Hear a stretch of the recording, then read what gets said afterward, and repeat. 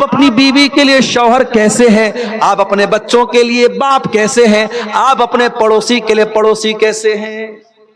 ایک انسان لوگوں کے ساتھ بہت اچھا سلوک کرتا ہے مگر اپنی بیوی کے لیے وہ جلاد بنا ہوا ہے، بیوی سے ڈھنگ سے بات نہیں کرتا، بیوی کو ہمیشہ غصہ دکھاتا ہے، بیوی پر ہمیشہ روب جھاڑتا رہتا ہے، بیوی کو غلام بنا کے رکھا ہے۔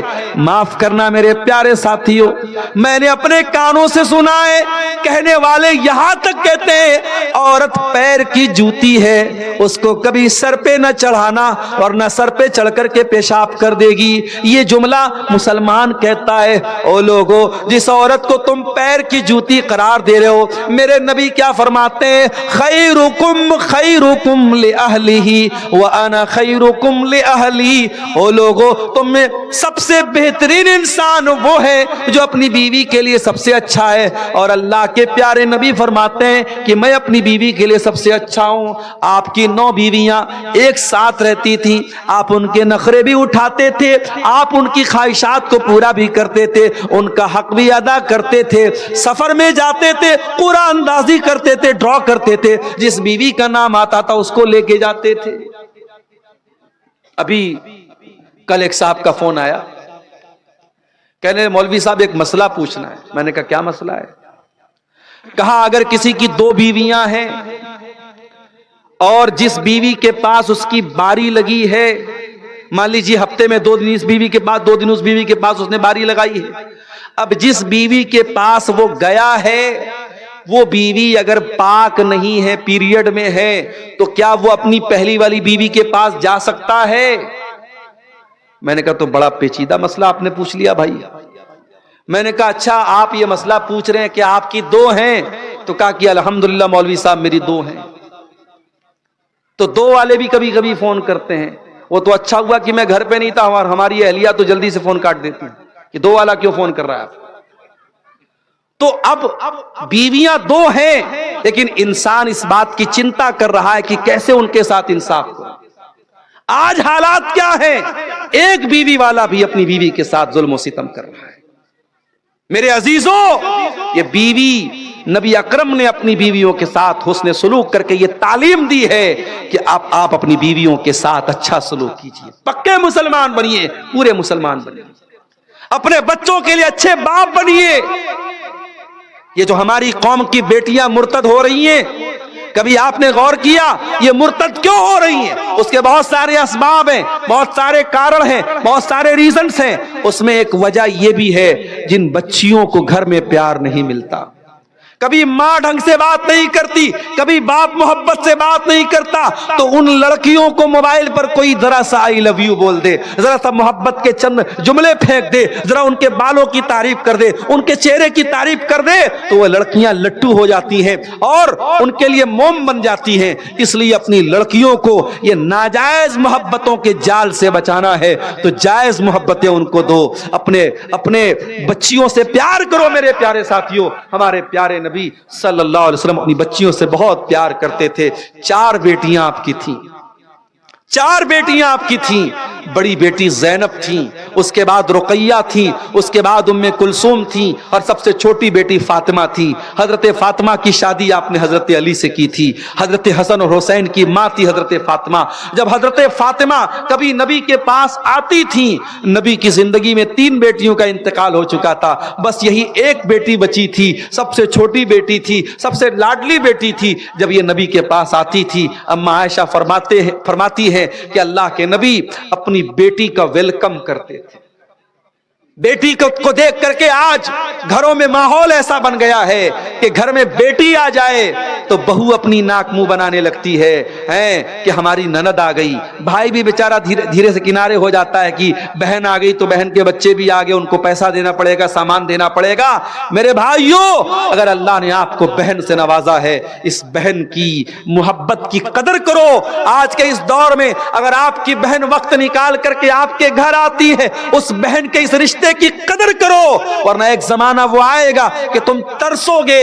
بھائی کی الگ دنیا ہوگی، بہن की अलग दुनिया होगी। अपनी बहनों को भी मेरे भाइयों उनका मान सम्मान दो, उनको प्यार दो, अपनी बेटियों को मान सम्मान दो। बेटियां अगर घर में हैं इज्जत से बात करो। अल्लाह के नबी अपनी बेटियों का इस्तिकबाल, अपनी बेटी का इस्तिकबाल करते थे और खड़े होकर के अपनी बेटी से कहते थे मरहबम बिबनती, ऐ मेरी बेटी तेरा आना मुबारक हो।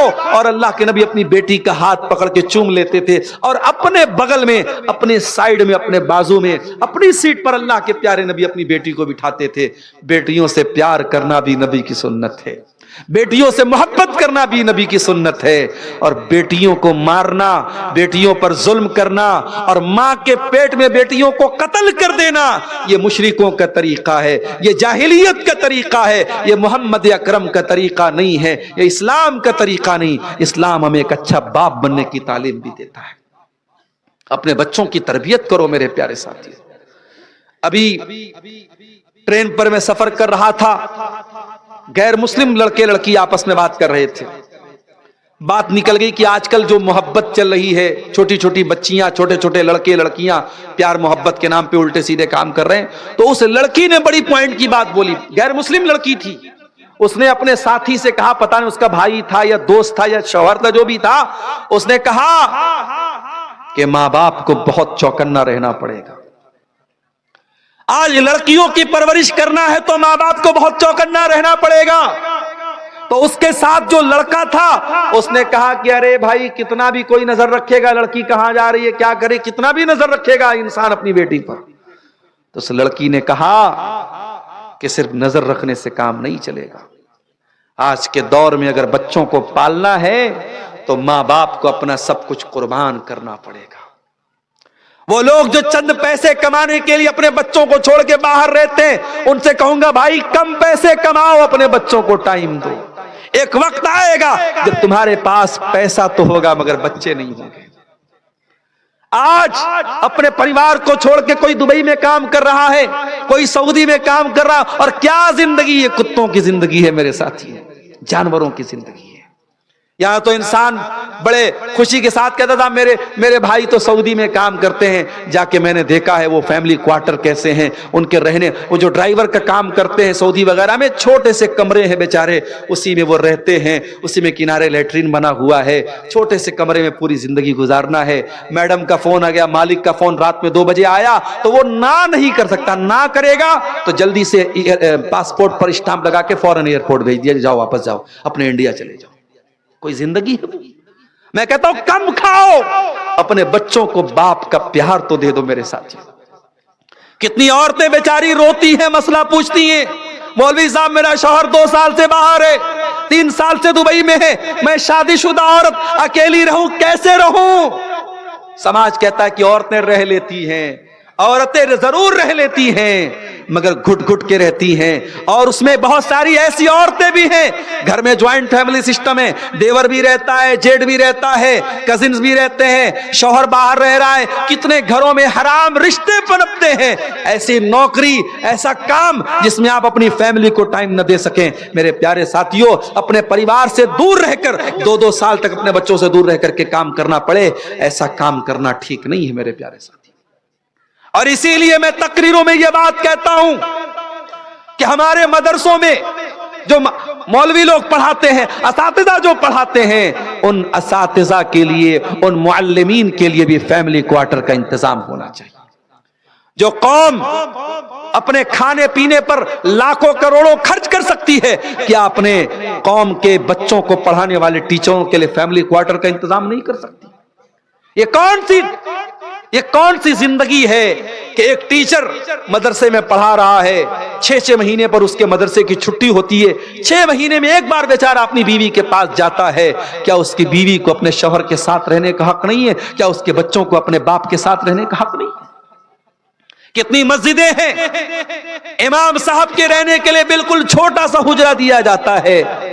बेचारे इमाम साहब अगर पूरा पैर फैला के सो जाएं तो एक सर दीवार में लड़ रहा है और दूसरा पैर दीवार में लड़ रहा है। इतना छोटा सा कमरा इमाम साहब को रहने के लिए दिया जाता है।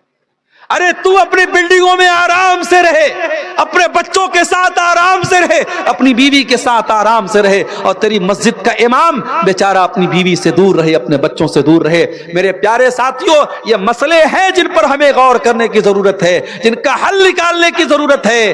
क्या मौलवी और उस इमाम और उस मदरसे के टीचर के बच्चों के दिल में ये जज्बा नहीं कि हम अपने बाप के साथ रहें? आज का दौर वो दौर नहीं है कि बच्चे कहीं और आप कहीं और बच्चे पल जाएंगे। बच्चों को पालना है और खास तौर से बच्चियों को पालना है तो आपको अंधा, गूंगा और बहरा बन करके नहीं पालना पड़ेगा। आपको 2 आंखों के बजाय 4 आंखों के साथ जिंदगी गुजारनी पड़ेगी। आपकी बेटी कॉलेज गई, 2 बजे छुट्टी हो रही, आपकी बेटी 4 बजे क्यों आ रही है? आपने बेटी को 15,000 का मोबाइल दिलाया, बेटी के पास 60-70 हजार का आईफोन कहां से आया? बेटी के मोबाइल पर 800 रुपए का रिचार्ज किसने कराया? क्या आपकी जिम्मेदारी नहीं है ये जानने की? आप अंधे बन गए, आप गूंगे बन गए, आप बहरे बन गए। मैं भी मुंबई गया था, मुंबई के कुछ साथियों ने बताया कि मुंबई में बाकायदा कुछ ऐसे पिकनिक स्पॉट्स है, कुछ ऐसी जगह हैं जहां पे लड़के लड़कियां आपस में मिलते हैं, उसको इंग्लिश में बोलते हैं लवर पॉइंट, जहां लवर लोग और आपस में प्यार मोहब्बत का ढोंग करने वाले लोग मिलते हैं। और मुझे मुंबई के कुछ साथियों ने बताया कि मौलवी साहब, कभी आपको अगर मौका मिले हम चल के दिखाएंगे। उसमें बड़ी तादाद मुसलमान लड़कियों की होती है जो घर से नकाब में निकलती है और वहां आकर के अपने महबूब से मिलती है, और महबूब कोई मुसलमान नहीं होता, गैर मुस्लिम होता है, मुशरिक होता है, काफिर होता है, और मुसलमान लड़की उसके साथ मिलती है। मेरे प्यारे साथियों, अगर अफसोस इस बात का है कि मुसलमान लड़की गैर मुस्लिम लड़के के साथ बाकायदा पब्लिक प्लेस में मिल रही है, उससे बड़ा अफसोस इस बात का है उसका बाप कहां मर गया, उसकी मां कहां मर गई, उसके गार्जियन कहां मर गए। लोग कहते साहब हमें अपनी बच्ची पर भरोसा है। अंधा भरोसा न करो मेरे प्यारे साथियों, अपनी आंखें खोल करके बच्चियों को पालो, अपने कानों को खोल करके अपनी बेटियों की परवरिश करो। यह जमाना अंधा भरोसा करने का नहीं है। हजरत जकरिया अलैहिस्सलाम मस्जिद में रहते थे और उनकी परवरिश में मरियम थी, मरियम के वो खालू थे, मरियम को पालते थे, मरियम की परवरिश करते थे, क्योंकि मरियम के माँ बाप का इंतकाल हो चुका था, तो ये खालू थे, उन्होंने गोद ले लिया था और पाल रहे थे। एक दिन हजरत जकरिया मस्जिद में आए और देखा कि मस्जिद के सारे दरवाजे लॉक हैं, सारे दरवाजे बंद हैं, खिड़कियां बंद हैं, और मरियम के पास बेमौसम का फल, अनार का मौसम नहीं अनार मौजूद है, अमरूद का मौसम नहीं अमरूद मौजूद है, आम का मौसम नहीं आम मौजूद है। काल या मरियम अन्ना लकी हाजा, कहा कि ऐ मरियम ये फल तेरे पास कहां से आया? ऐ बेटियों के बाप, ऐ बेटियों की माएं, आपकी बेटी रात को 2 बजे किससे बात करती है? क्या आपको पूछने का अधिकार नहीं? क्या आपको नजर रखने का अधिकार नहीं है? आपने आंखें बंद कर ली, आपने कान बंद कर लिए, मेरी बेटी जो चाहे सो करे? नहीं, जकरिया ने पैगाम दिया, गार्जियन हो तो गार्जियन का हक अदा करो। काला या मरियम अन्ना लकी हाजा, कहा है मरियम ये फल कहां से आया? कालत हुआ मिन इंदिल्लाह, मरियम ने कहा खालू जान ये फल अल्लाह की तरफ से आया है, कोई इंसान नहीं लाया, कोई मस्जिद में नहीं आया, ये फल अल्लाह की तरफ से आया है। जकरिया अलैहिस्सलाम ने देखा कि अगर मेरी भांजी मरियम के पास बेमौसम का फल आ सकता है तो मैं 70 साल का बूढ़ा हो चुका हूं, औलाद मांग रहा हूं, अल्लाह से औलाद नहीं दे रहा है अल्लाह, लेकिन अगर बेमौसम का फल मिल सकता है तो मेरे जैसे बूढ़े को औलाद क्यों नहीं मिल सकती? अब वहां पे जकरिया अलैहिस्सलाम दुआ करते हैं, रब्बि हबली मिन लदुनका ज़ुर्रियतन तय्यबा इन्नका समीउद दुआ, ऐ अल्लाह अपने इस बूढ़े बंदे को नेक औलाद दे दे, तो दुआओं को सुनने वाला है। मेरे अजीजों, जकरिया अलैहिस्सलाम ने हमें और आपको पैगाम दिया, एक जिम्मेदार बाप बनो, एक जिम्मेदार माँ बनो। और अपनी माँ से कहना चाहूंगा, आखिरी बात बयान करके बात खत्म कर रहा हूं, अपनी माँ से एक बात कहना चाहूंगा। आपने वो हदीस बहुत सुनी होगी, माँ के पैरों के नीचे जन्नत है, वो हदीस आपने बहुत सुनी होगी, बाप जन्नत का दरवाजा है। आज अब्दुल गफ्फार सलफी के मुंह से एक और हदीस सुन लो, جو مائیں ہیں وہ بھی دل تھام کے سنیں اور جو باپ ہے وہ بھی کلیجہ تھام کے سنیں۔ اللہ کے نبی فرماتے ہیں ما من عبد یسترعیہ اللہ رعیتا ثم یموت یوم یموت وہو غاش لرعیتہ الا حرم اللہ علیہ الجنہ۔ اللہ کے نبی فرماتے ہیں صلی اللہ علیہ وسلم کہ اگر اللہ تعالیٰ نے آپ کے کندھے پر کوئی ذمہ داری ڈالی ہے، آپ کے کندھے پر کوئی ذمہ داری ڈالی، او جمعیت کے عہدے کے حاصل کرنے کے لیے لڑنے والوں، او مسجد کا متولی بننے کے لیے لڑنے والوں، او مدرسے کا ناظم بننے کے لیے لڑنے والوں، آؤ ذرا نبی کی حدیث سن لو۔ اگر اللہ نے آپ کے کندھے پر کوئی ذمہ داری ڈالی ہے اور آپ نے اپنی ذمہ داری کا حق ادا نہیں کیا، اگر آپ نے اپنی ذمہ داری کو صحیح طریقے سے پورا نہیں کیا اور اسی حال میں مر گئے، جنت حرام ہو جائے گی آپ کے لیے، جنت حرام ہو جائے گی اس انسان کے لیے۔ اسی لیے صحابہ بھاگتے تھے ذمہ داریوں سے، یہ ذمہ داری جس کو مل جائے اس کو جواب دینا پڑے گا اللہ کے ہاں۔ اے لڑکیوں کے باپ، اے لڑکوں کے باپ، تو باپ ہے تو تیرے کندھے پر ذمہ داری ہے تیری اولاد، تیرے کندھے پر ذمہ داری ہے تیری اولاد۔